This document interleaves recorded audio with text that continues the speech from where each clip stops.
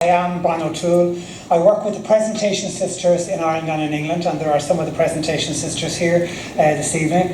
And I'm delighted to be here, I have to say. I will tell you straight off the bat, I am kind of nervous this evening, and normally I'm not. I'm really well able to talk. I do loads of it sometimes, sometimes I do too much. But I am a little bit nervous this evening because I feel as though, to some extent, some of what I'm going to mention this evening is kind of personal and has kind of come up at the conferences before. And I'm really determined to try and kind of get it right. I was privileged last year, along with a lot of people here, to be part of the Just Peace and the Just Politics conferences that were here. But every year I come, I've been challenged and very often changed. And it struck me last year, one of the very first questions we were asked when we came in was, they didn't say like Brian, they kind of asked the whole group, but to me it sounded like, Brian, what breaks your heart? Because it was directed at me. Now, if they asked me today, I would have said it was the train out of Birmingham. I spent nearly 3 hours in Tamworth. But when they asked me the question, I thought, God, they didn't ask me what annoys me or what frustrates me or what keeps you awake at night. It was kind of what breaks your heart. It had a different tone to it. And I knew the answer immediately. And I could say really, and it's still the case, like what breaks my heart is when somebody says something hateful or prejudiced or loaded or misogynistic or simply untrue. I often don't know how to respond. And for somebody who talks too much, I thought, how could that be? How can somebody who talks too much be so stuck for words at a really important time? Like, I have been sitting on a bus and I've heard people say things like, oh, England is full. In my case, sometimes they say Ireland is full. Now, it's not. What will I say? What am I going to say to it? But that's on the bus. I don't know them people. I could walk away saying, well, I was afraid to say it. But what about when it's in my workplace and somebody says something like that? I might know these people a bit better. Or what about if it's at the Christmas dinner table and somebody says something? Something like, they're getting all our houses. They're at the front of every queue. Like, honestly, my stomach tightens and my heart sinks, and every instinct says, Brian, say something meaningful, say something that'll change it. Go on, say something. And it's almost, I'm over there looking at myself, go on, say it, and I don't. And I get off the bus, or come out of the space, and I'm walking down saying, well, you could have said this, and you could have said that, couldn't you? But did you? No, you said nothing. And I often wondered, why is it? And it's not because I agree, I don't agree. And it's not because I don't care. I do actually care. But I just don't know how to begin. So that's why this conference, I felt, was one of them places where I thought, this might be a good place. My own mother would say to me regularly, sometimes Brian, least said as soon as mended. And you go, but man, least said, Brian, soonest mended. I'm beginning to wonder now if that's the case. Least said, soonest mended. Sure, apologies. See, I told you I could talk too much. No problem at all. Keep interrupting me now. If you need to do that, that's not a problem at all. This is my mum speaking, so she's like as if she's saying it again. Brian, least said, soonest mended. But it's not always the case. Sometimes, the least said might allow this hatred to grow. Sometimes silence might give prejudice a permission. Sometimes saying nothing is exactly what injustice hopes we will do. So I just don't think that I can remain passive anymore. But equally, I don't want to become angry. I don't want to shout. I don't want to humiliate people. I simply want to know what to do. Or how to start. That was my answer last year when I was asked, what breaks your heart. I just didn't have the tools or the language or the skills, so I kind of made myself a promise. When I'm going away this year, by the time I turn up in Swanwick next year, I mightn't know how to do it all, but I know how to start a conversation that begins with somebody being difficult in a difficult space, in a way that won't get me battered, and in a way that is kind of respectful. What I did learn over the course of the year was that I'm not going to change anybody's mind in one conversation. Definitely not. But if I can start it, and somebody else adds something else to it next week, or something they read, or hear, or see, then ever so slowly things may change. And I was reminded during the week of the importance of talking to people. And I just remember one time on the radio, somebody came on and said, what are you giving up for Lent? And people have a list. You know, I'm going to give up the beer. I'm going to be really good. I'm going to give up the beer. No cheese, butter on toast, marmalade, toast as well. I'll have no butter, no toast, and no marmalade.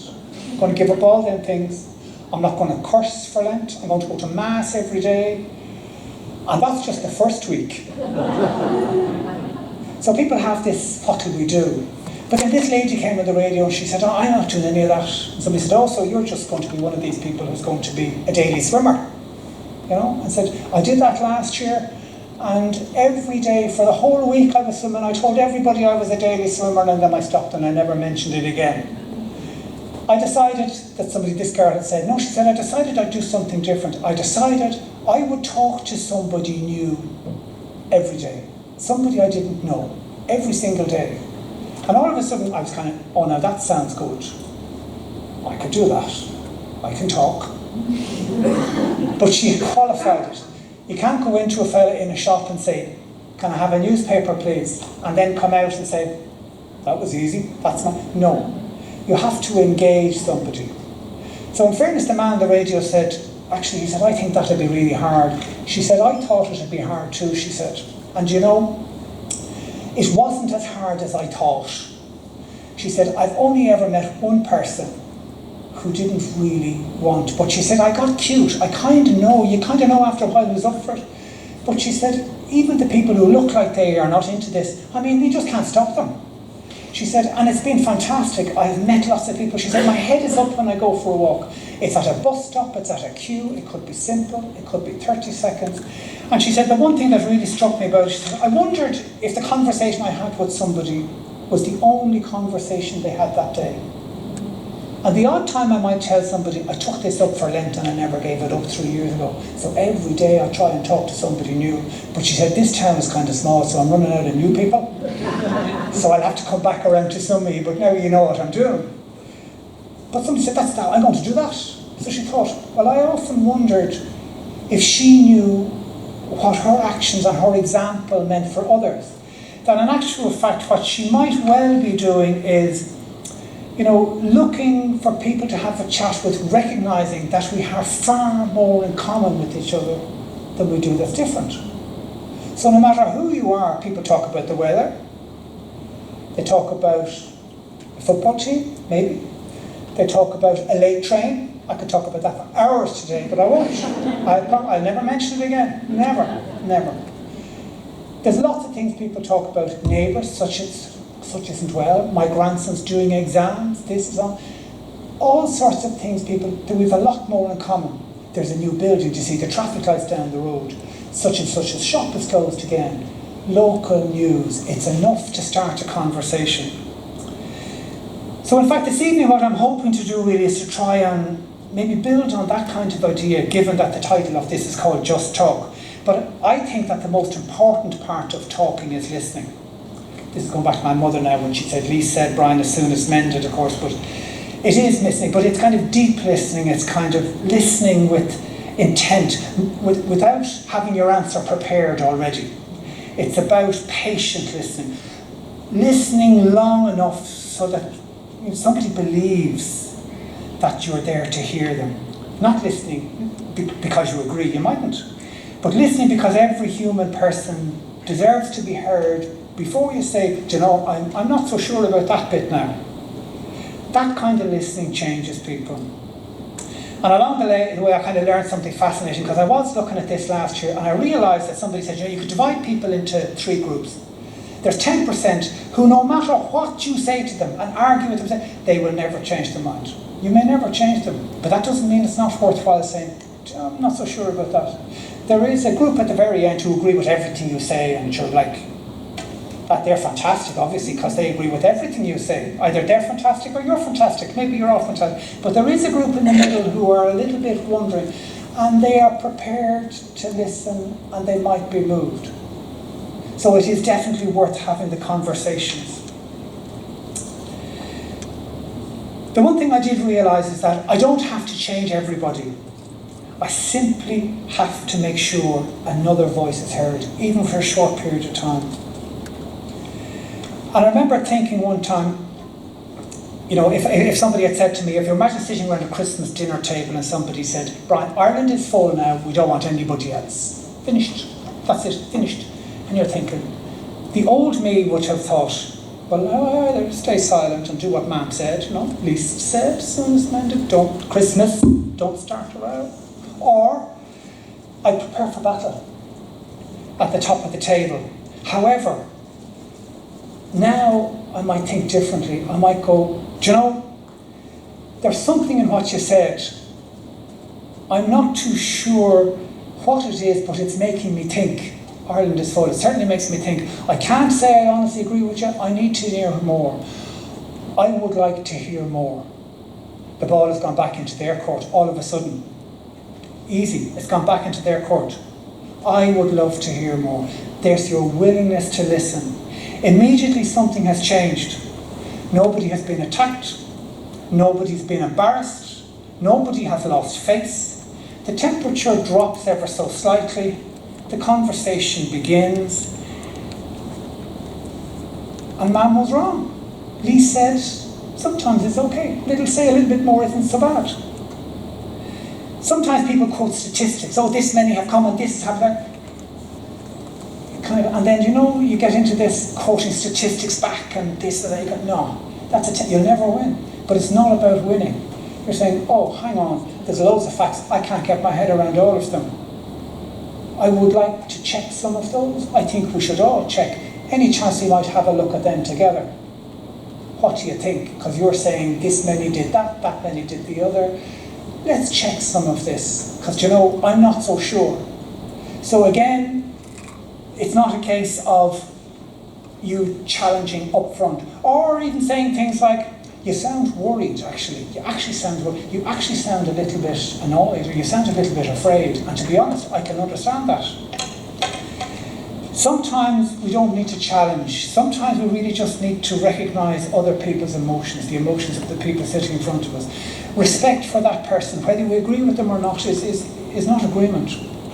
Listening is not surrender. And compassion is not weakness. Listening is very often the first courageous act.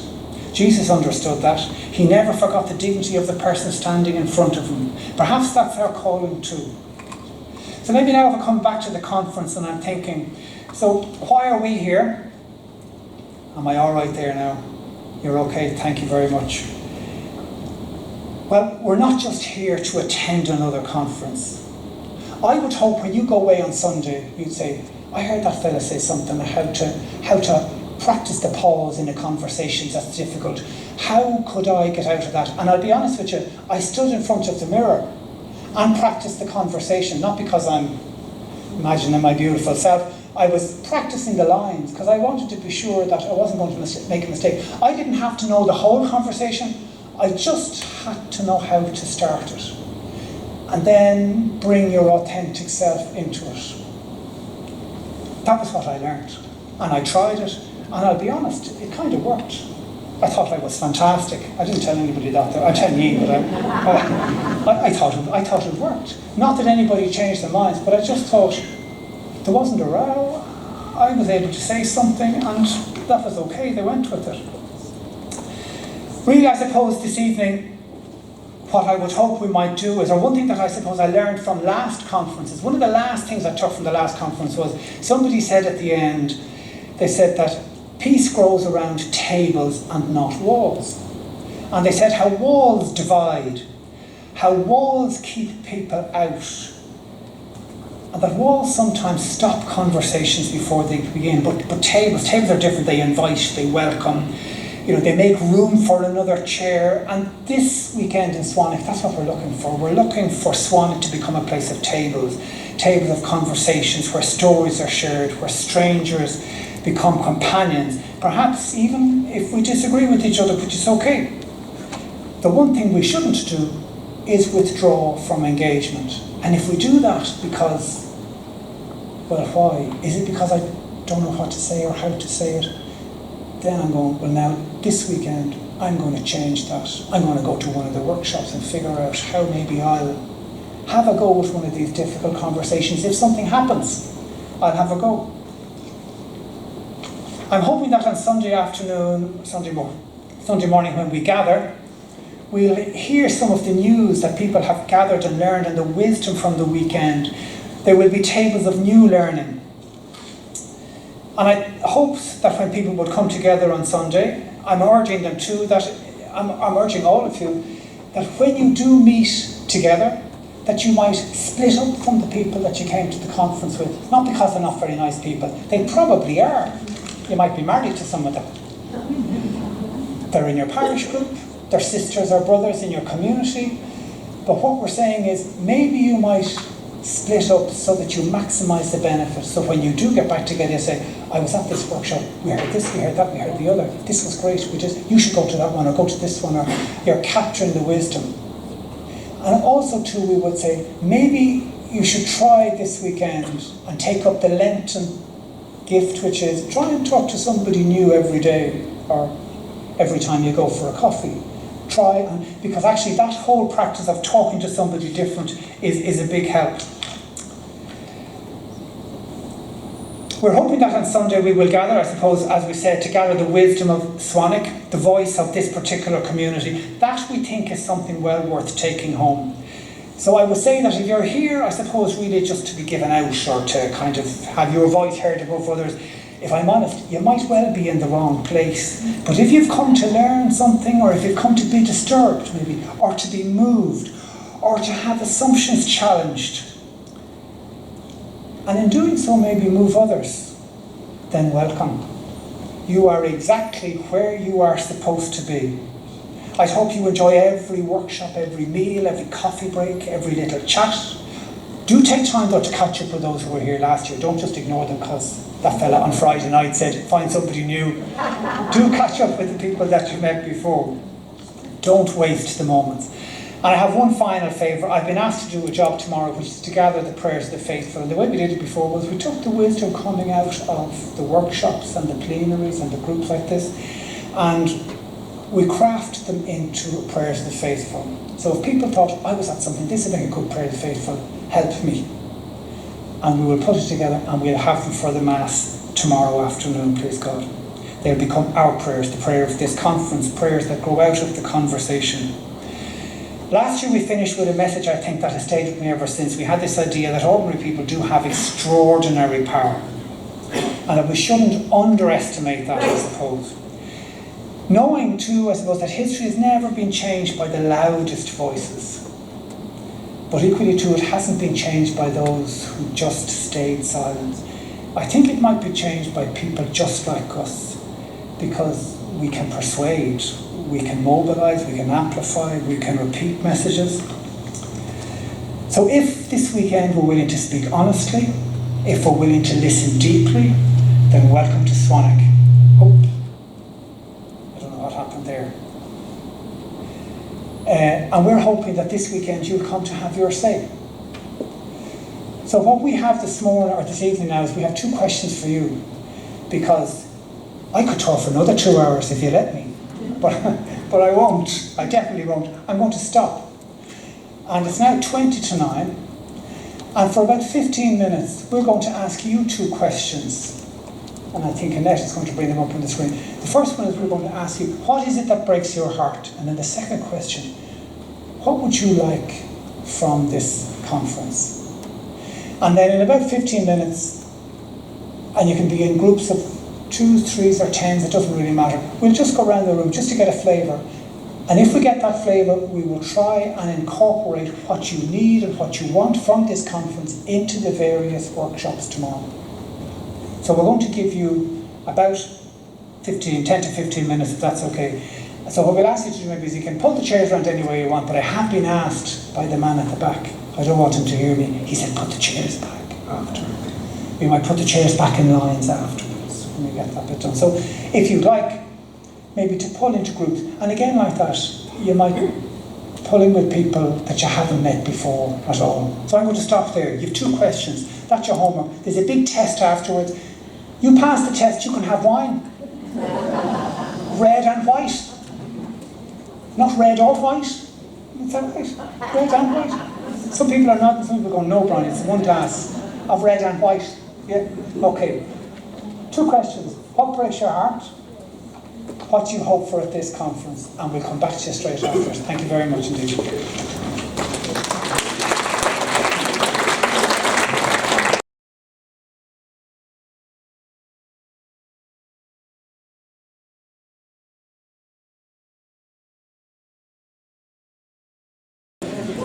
We might just take a quick flavour of what was happening for people in the room.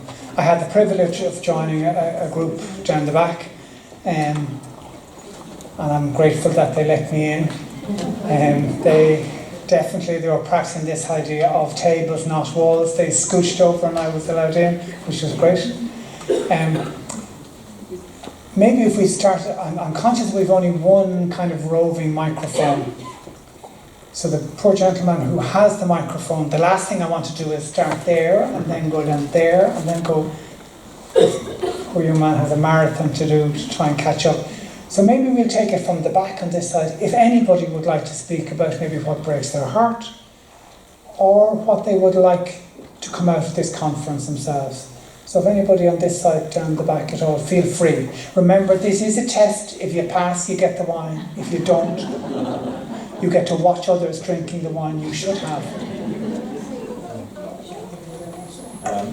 I'd like to feedback something that I heard and that touched me. The experience of violence, which is particularly widespread among young people. It was raised by another member of my group, but this morning I read a story of a small town in my diocese, 10,000 people, where there's an epidemic of violence between young people. Why is that? It seems to be out of control, but it was the experience of violence that I think was particularly troubling. Thank you very much. Thank you. Is there anybody else again on this side? There's a couple of people here. Yeah. We have a young lady in the front who'd like to speak also. Thank you. In our group, we discussed how painful it is that some people are lobbying for freedom for everyone to be able to have a gun in this country, and how painful that is, how easy it is to make you angry, and you try and work through that. And it was not someone you could talk to, it was someone on radio who said that in Dunkeld. The gun laws were changed because there was one silly death, and it was much more than that. We also discussed how disappointed we are about wars, that we think in terms of enemies and people going against each other, and all these contrary emotions. We talked about divisions in society, child poverty, and understanding refugee children and having to learn what their life's been like. It gave us lots of discussion, and we listened to each other and enjoyed each other. Oh, thank you very much. Okay, that's good to hear. This is only the start of your weekend, so thank you indeed for all of that. Was there a young lady on the front who said she might like to speak? No. Okay, no, that's okay.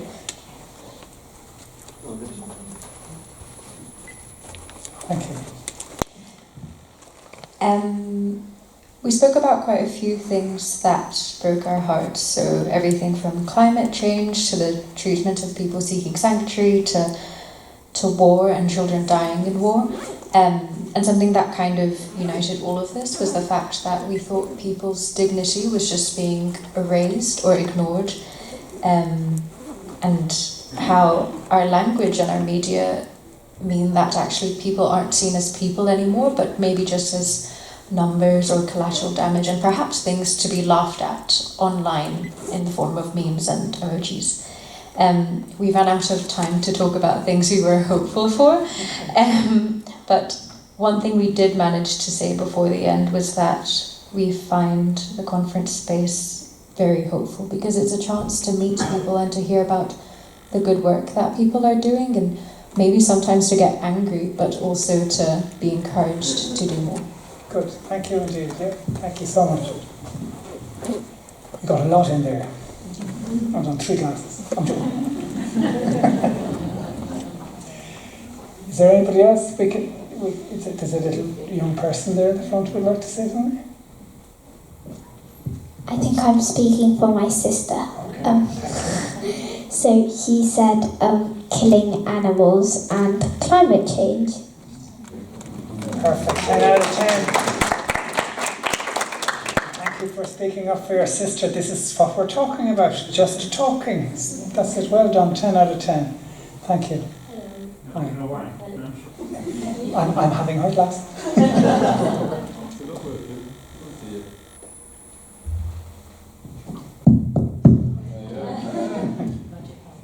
Hello? Yes?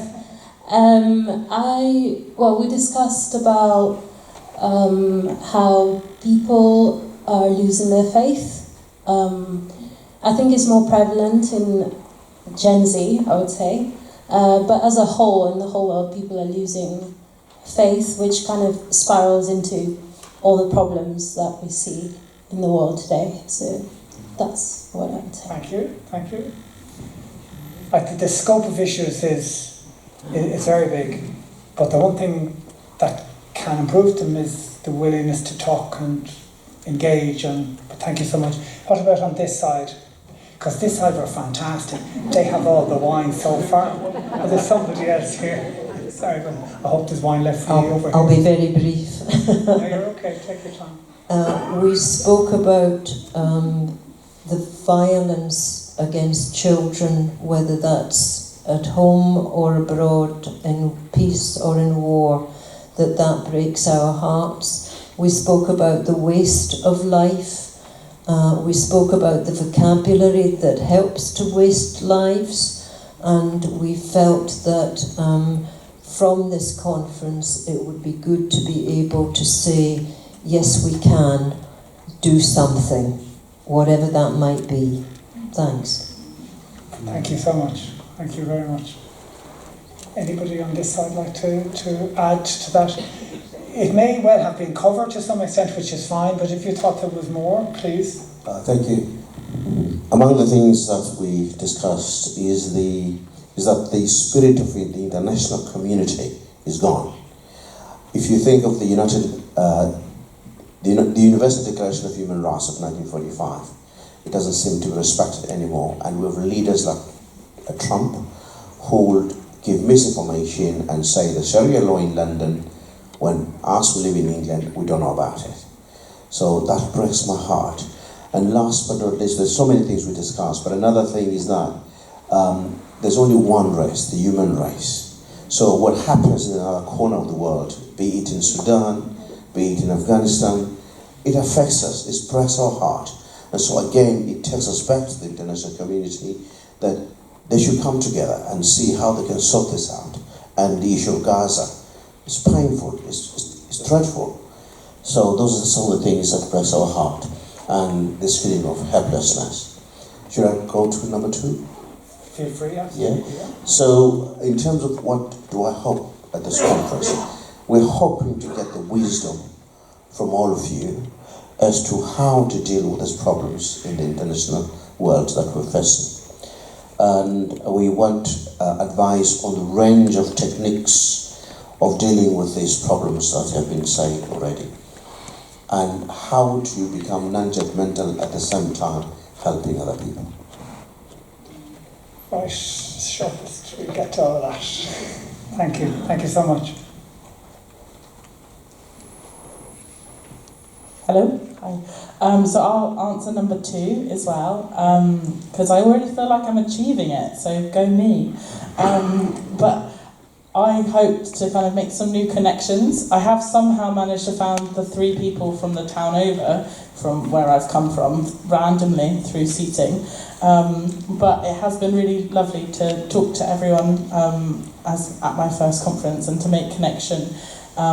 Especially from someone who works in the peace education world. And one of the things we talked about for question 1 was how hard it's been and the struggle for resources and capacity and in an increasing times of conflict to be able to make those connections is even more important, to be able to have that dialogue. So it's already started happening, which is exciting. Thank you. Thank you.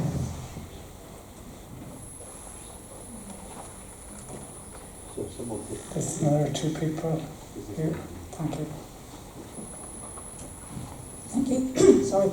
We didn't get to 2, I'm afraid. We were too busy talking about 1. And I think what we both felt was that what broke our hearts was the way in which we felt communities have been deliberately broken.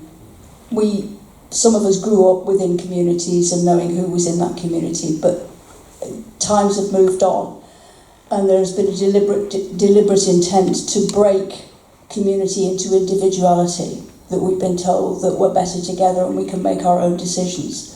And that's now being monetised, and people are struggling to put food on their table, and it leads to many of the problems that everybody else has been raising today. So I think for us, it's about how do we restart to build those communities, and how do communities start doing more for themselves, and which brings us back together again. Thank you, Anne. Just a comment about number 2, I think, which is apart from the inspiration, the friendship, the networking, which is a feature of this conference, is practical learning, which is perhaps an antidote to number 1. Given the challenges we face, people in our communities are saying things out loud that were unimaginable even a few years ago. And people are hearing things, we've heard examples already. People are being abused in public in ways that were unimaginable a few years ago. So as you said, Brian, at the start, practical ways to respond to these new narratives and this new behaviour. And also Just Talk. One of our friends in our group is running a workshop on participation, the voices of what we call lived experience. So when we talk about Just Talk, there are people who aren't heard. And how do we enable and empower those voices to be heard and to help to shape a more hopeful narrative? Thank you. There's another gentleman, a couple of seats in front there.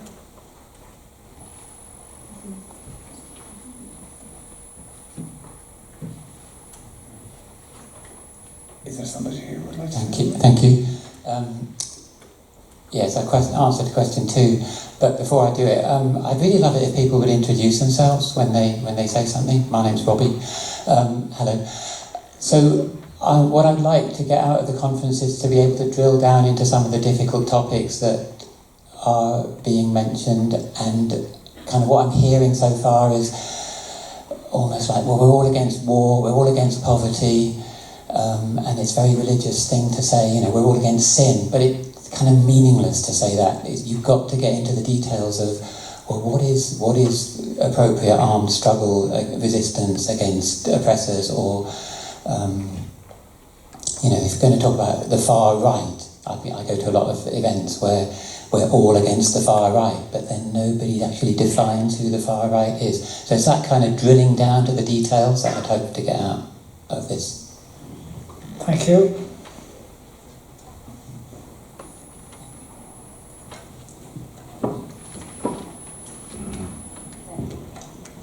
What breaks my heart is, one of the things, is seeing how our young people are becoming addicted to social media and their phones.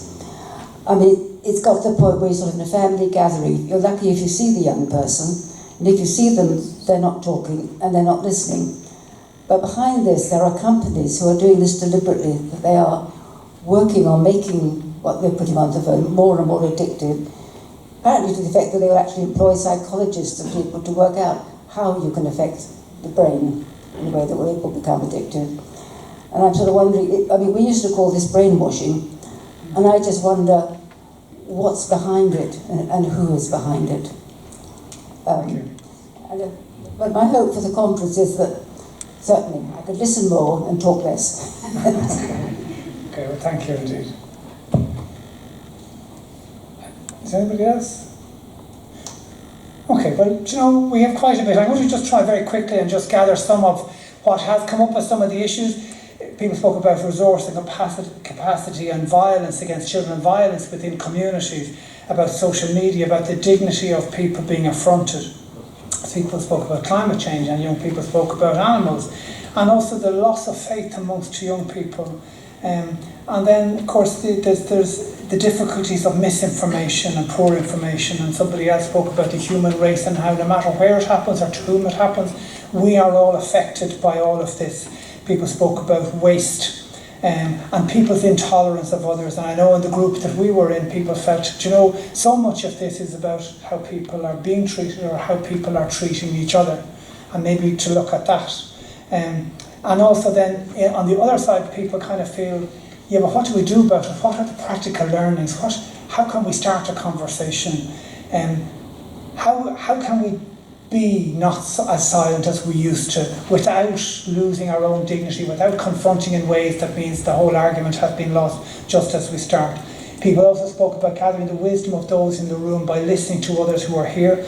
That non-judgmental, looking for advice from each other, or taking advice, even if it's not offered in the way that people might think, I'll give you advice, but listening and hearing.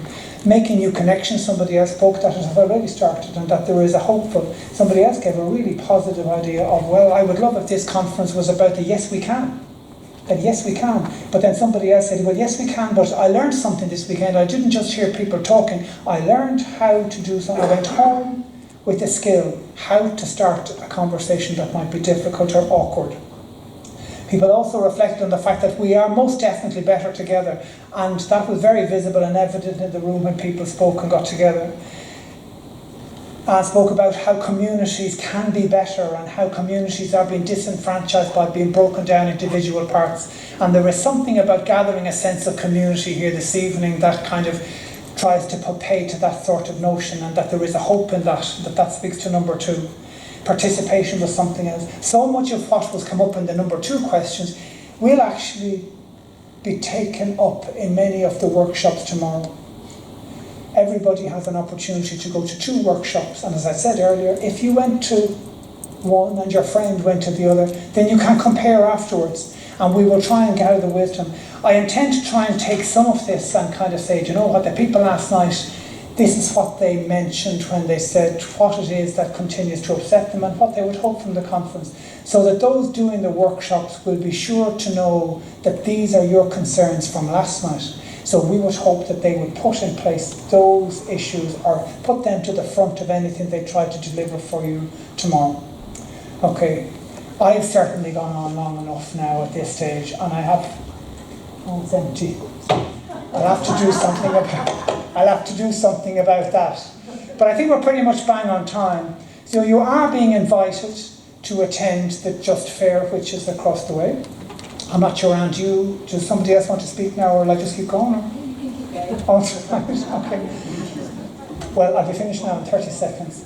You are all invited to the Just Fair. Please be sure to have a good look at all the stalls, talk to all the people behind the stalls. There's a lot of work gone into so much to prepare for your visiting this evening.